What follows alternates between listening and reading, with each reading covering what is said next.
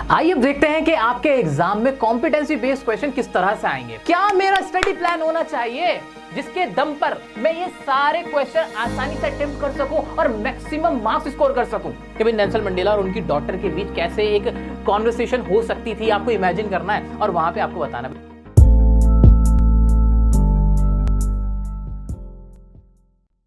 अगर आप क्लास 10 के स्टूडेंट्स हैं तो ये वीडियो देखना आपके लिए बहुत इंपॉर्टेंट है, क्योंकि आज मैं आपको बताने जा रहा हूं कैसे आप अपने इंग्लिश लिटरेचर के 28 चैप्टर्स वो भी इफेक्टिवली कवर करेंगे। साथ ही एग्जाम के पॉइंट ऑफ व्यू से कैसे आप नोट्स बनाएंगे हर चैप्टर के, जो आपको एग्जाम में बहुत हेल्प करेगा।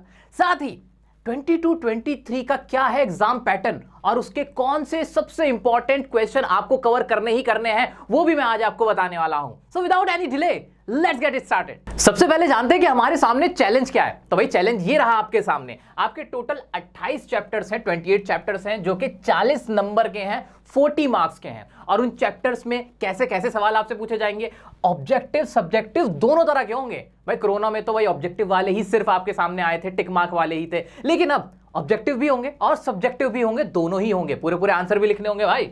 और क्या है, कॉम्पिटेंसी बेस्ड क्वेश्चंस होंगे 40%। ओ माय गॉड, ये बहुत इंपॉर्टेंट है, बहुत सिग्निफिकेंट है आपके लिए। कॉम्पिटेंसी बेस्ड का मतलब आपने कितना समझा है, आपने चीजों को कितने अच्छे तरीके से देखा, समझा, परखा है, उसके ऊपर आपसे क्वेश्चन पूछे जाएंगे आपकी कॉम्पिटेंसी को टेस्ट करने के लिए, जो कि 40% रहने वाले हैं। ये ट्रिकी पार्ट है, लेकिन आज इस वीडियो में मैं आपको बता के जाऊंगा कि इसको कवर कैसे करना है बड़ी चालाकी से, ठीक है। और क्या होगा, एब्स्ट्रैक्ट होंगे, रेफरेंस टू कॉन्टेक्स्ट वाले क्वेश्चन होंगे और ग्रामर होगी। तो ये टोटल हमारे सामने चैलेंज ये रहा। अब इससे हमारी लड़ाई होनी है। अब इनके भी क्या क्या नाम है, इनको जरा और ढंग से समझते हैं। तो भाई ये है आपके चैप्टर्स। टोटल आपकी 2 बुक है, एक है फर्स्ट फ्लाइट और दूसरी है फुटप्रिंट विदाउट फीट।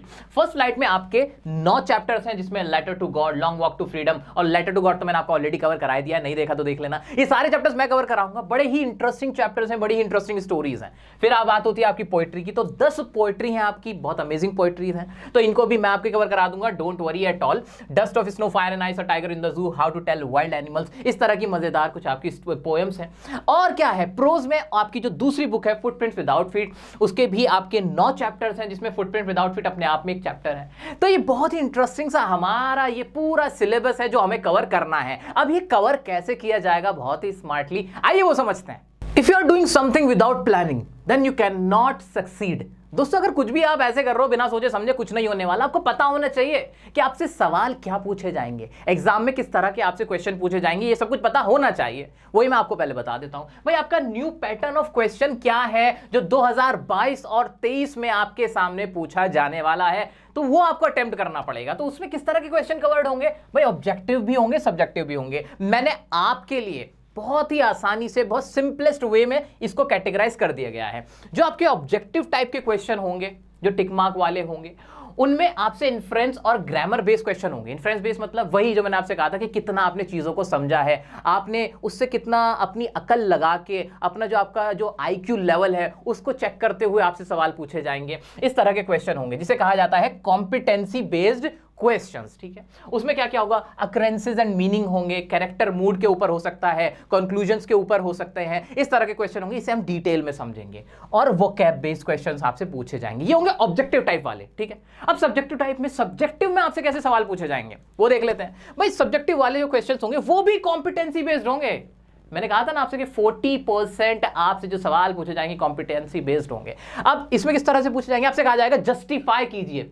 अब कोई भी चैप्टर था, उसका कोई भी ऐसी कोई इवेंट हुआ था जिसको आपसे कहा जाएगा कि जस्टिफाई करो कि ऐसा कैरेक्टर ने क्यों किया था, ठीक है।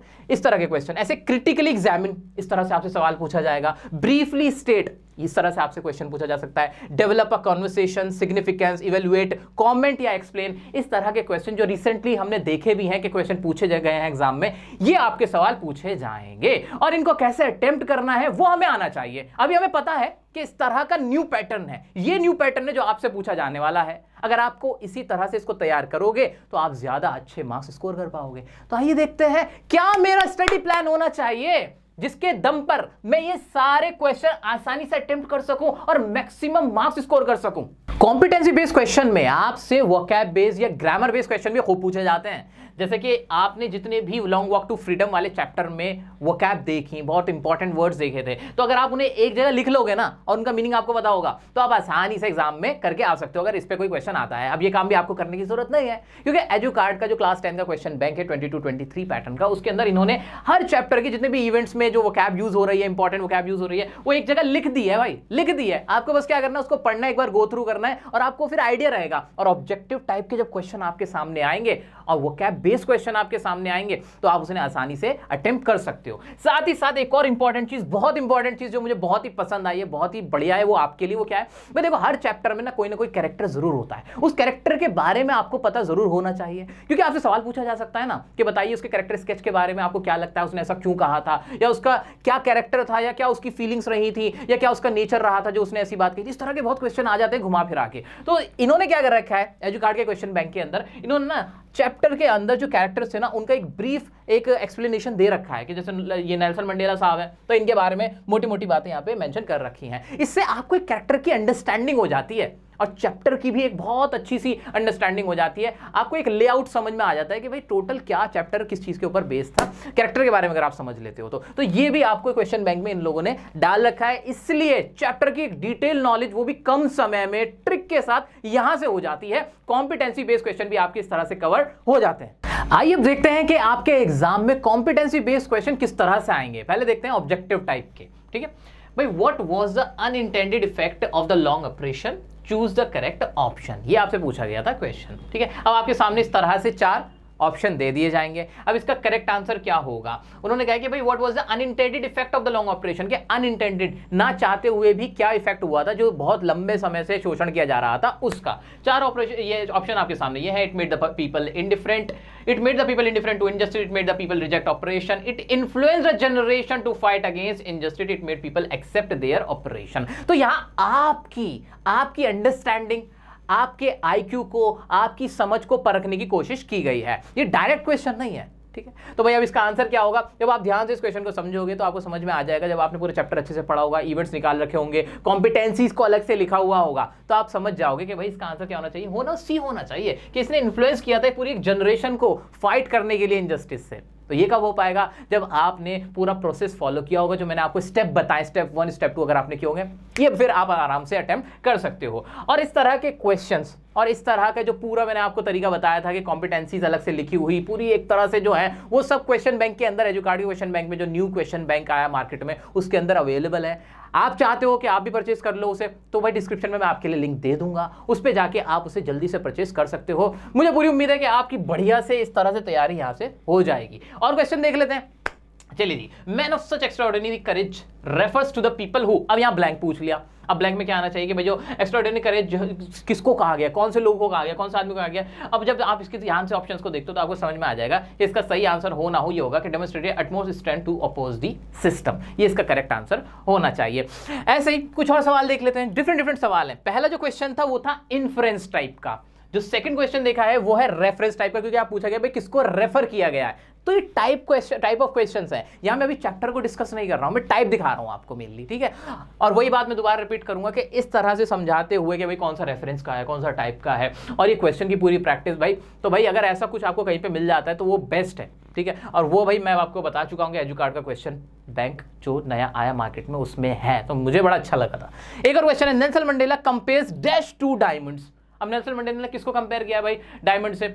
अब ये भी ब्लैंक वाला है और ये किस तरह क्वेश्चन है, ये कंपैरिजन टाइप का हो गया, इसमें तुलना की जा रही है। तो भाई 4 ऑप्शन है, और अब अगर आपने चैप्टर को अच्छे से पढ़ा होगा, वो जो मैंने आपको स्टेप बताए हैं उस तरह से समझा होगा, तो आपको देखते इसका आंसर समझ में आ जाएगा। हिज कंट्रीमैन, उन्होंने नेल्सन मंडेला ने अपने देशवासियों को डायमंड से कंपेयर किया था।